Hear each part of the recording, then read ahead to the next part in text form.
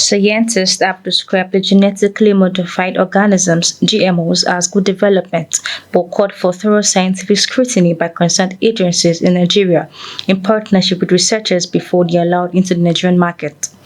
This was a joint resolution of scientists in academics and industry who converged in the campus of Obafemi Awolowo University, Ile-Ife, Osun State, for the 9th National Conference on Environment and Health. Bioengineering, biodiversity, and sustainable development, the food, earth, and environmental nexus. Yeah, in our country today, we are in a crisis.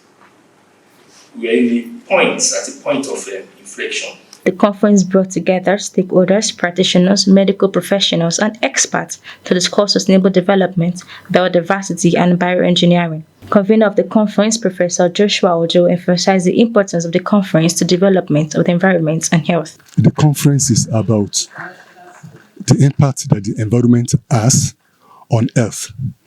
And actually, we say we are looking at what we call sustainable development. That means if you want to develop, you need to balance some sections. Traditionally, we recognize the economic section, the social section, and the environment. You can't develop one aspect at the expense of the other. It will not be sustainable. Unfortunately, many people understand the need for money for economic development.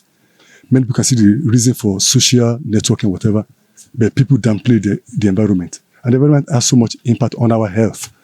So we have taken it upon ourselves to project this issue and to bring together stakeholders, because you can't do it alone. You can't say, I'm a professor, I know it all. You have to bring the practitioners all over, and that is what we try to do in this conference. We also advise the government to be careful in terms of making decisions that concern the food sovereignty in Nigeria. Because we are now able to go into the DNA, to the nucleus, and change the species and do things like that. Like our speakers told us, the keynote speaker, there could be positive advantages. And we could do these things in reasonable, limited manner. The problem is if we are carefree with the application and we deploy them en masse, before we find out what the problem we are causing, it might be difficult to reverse. So that's why we must look before we leap. That's what we are advocating for. There are applications. But one of the worst places we can be careless is in the area of food, because food is so germane, so fundamental to us. Professor Bamidele Salau, the keynote speaker, said there should be adequate understanding of GMO implications before adoption into the Nigerian food system. Really, there are worries about a GMO, but this cannot really overshadow its good aspect of it. GMO more or less is just like as we talk in science or computer science about AI, which has come to stay. Also GMO, because with the situation things are going, increase in population, we just have to invest and engineer and rejig our food production system in a manner that will be able to cope with the population growth. However, with the issue of GMO, some of the worries is that it has to be tested at our own local level. Make sure that it is compatible with our either soil system, the food system, the food way and choices. It's not just something we just come and take hook, line, and sinker the way they brought it. When they bring it, one of those things we need to do is that, okay, this is good. Can we see how it's compatible with our environment? Can we see how it's good with our health?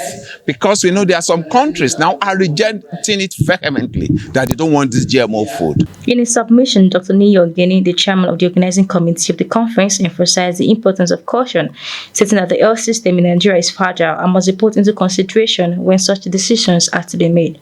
One of the time-tested principles that everybody knows in the utilization of resources, particularly in the health sector, is that prevention is better and cheaper than cure. Now, the technique to be used here is to ensure that we prevent, and that's why at this conference, we are making it known to the whole world that we must prevent the uncautioned commercialization of genetically modified organisms because of the deleterious effects that they have that would add a burden to our already very fragile health system. This health system in Nigeria is already struggling with non-communicable diseases of different types. Now, for us to now introduce new sets of diseases, inflammatory diseases, cancers, reproductive disorders, and things will be too much a burden on the health sector. And that is why we're saying, let us prevent. How do we prevent? We prevent by ensuring that we protect our population from exposure to these genetically modified organisms. Ogini explained that GMO seeds are unable to replant, while adding that they pose potential health risks, including cancer and economic burdens. They actually call them, you know what they call them? They call them seeds, suicide seeds. Suicide seeds. And we're talking about biodiversity, biotechnology, and sustainable development.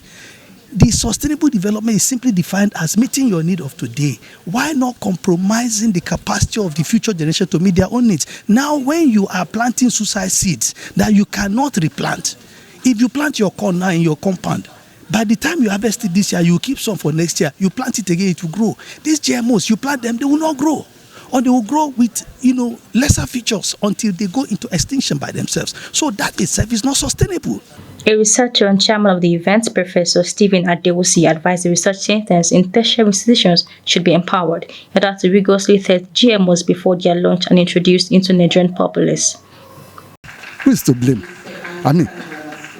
The Biosafety Organization, the Bio Agency, does not do anything other than just look at things that are documents that have been given to them.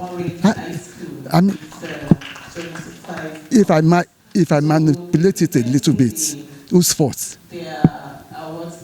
They should check.